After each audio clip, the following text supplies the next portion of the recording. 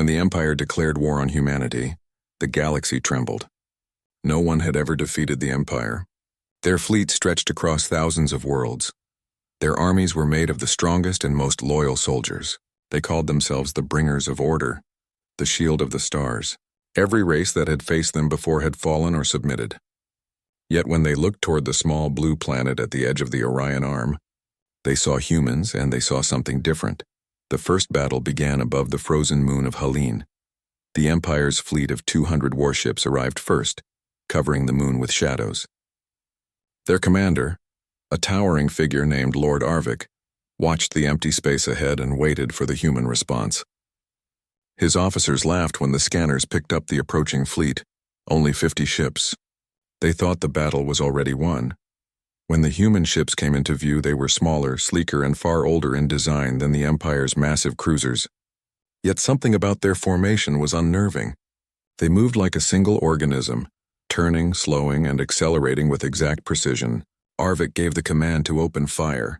Blue plasma filled the void, but the human ship split apart in perfect arcs, avoiding the blasts with movement so coordinated that Arvik's officers stopped laughing. Then the humans fired back. The first volley was not strong enough to destroy an Imperial ship, but it hit at exact points: communication relays, weapon control systems, and sensor nodes. Within minutes, half the Imperial fleet was blind. Arvik snarled and ordered a counterattack. But the humans were gone from the scanners. They had vanished behind the moon. Moments later, a voice came through every channel. Calm, steady, human.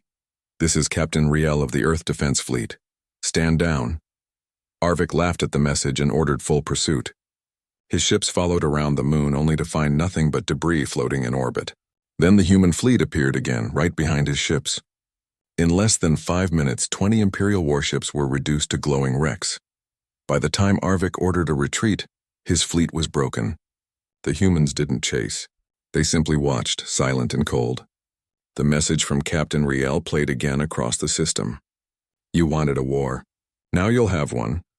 When the news reached the Imperial capital, the Emperor was furious. No one had ever forced his fleet to retreat. He called for the finest commander in the Empire, General Kavor. Kavor was known across the stars as the man who never lost. He had crushed rebellions, silenced entire planets, and his strategies were studied by every cadet in the academy.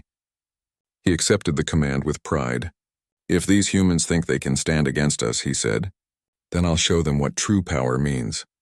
The Empire gathered its greatest army, 5 million soldiers, 10,000 armored vehicles, and a fleet of 500 ships.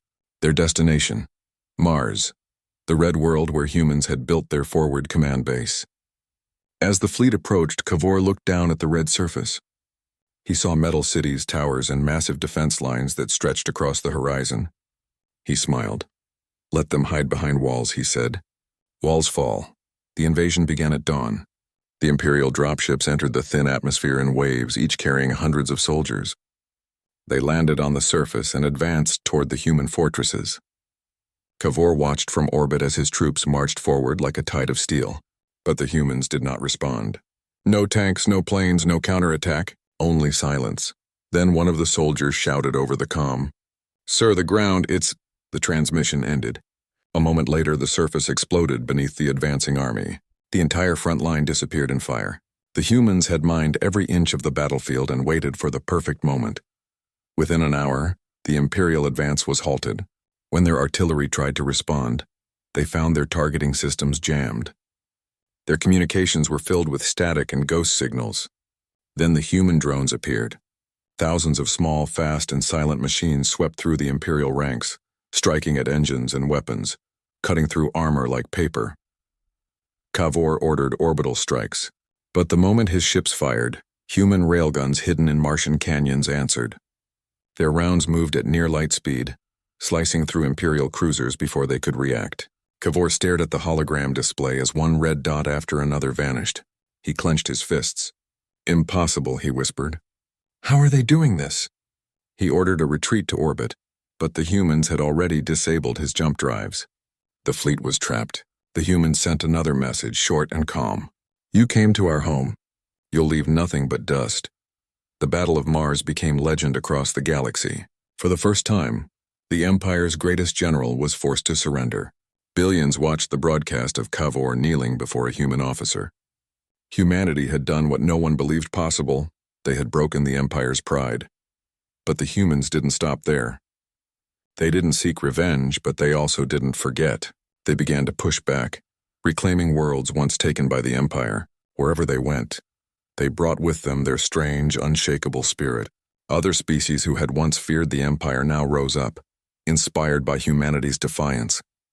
The tide of war shifted. Still, the Emperor refused to surrender. In a final act of desperation, he released his most secret weapon, the Titans.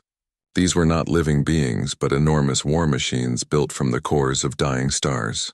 They were said to be unstoppable. Each one was the size of a moon, powered by the energy of suns. When they were unleashed, they burned entire fleets to ash. The humans received the message of their arrival days before they reached the Sol system. The Emperor had even sent a transmission to Earth. "Your courage is admirable," he said. "But it ends here." Humanity watched as 3 glowing giants entered the edge of the solar system. Every telescope, every satellite, every station recorded their approach. The Titans moved slowly but with purpose. Nothing in history had ever matched their power. The United Human Command met in orbit above Earth. Captains, generals, scientists, and engineers stood together, silent as they looked at the incoming threat. Then Captain Riel spoke. "They think strength is measured by size," he said. "Let's remind them what makes us different." Every human ship was recalled to Earth orbit. For 2 days, nothing happened. The Titans came closer, their energy fields lighting the darkness. On the 3rd day, the human fleet moved out, not to fight, but to position something new. From the dark side of the moon, the humans revealed their creation, the Sol Spear. It was not a ship, but a weapon the size of a continent. It had been built in secret for years, hidden beneath layers of lunar rock. Its purpose was simple: to turn the energy of the sun into a single focused beam. It could only fire once, and it could only fire if every human station and ship synchronized perfectly. When the Titans crossed the orbit of Mars, the order was given. Every human ship aligned its reactors. Every satellite sent data.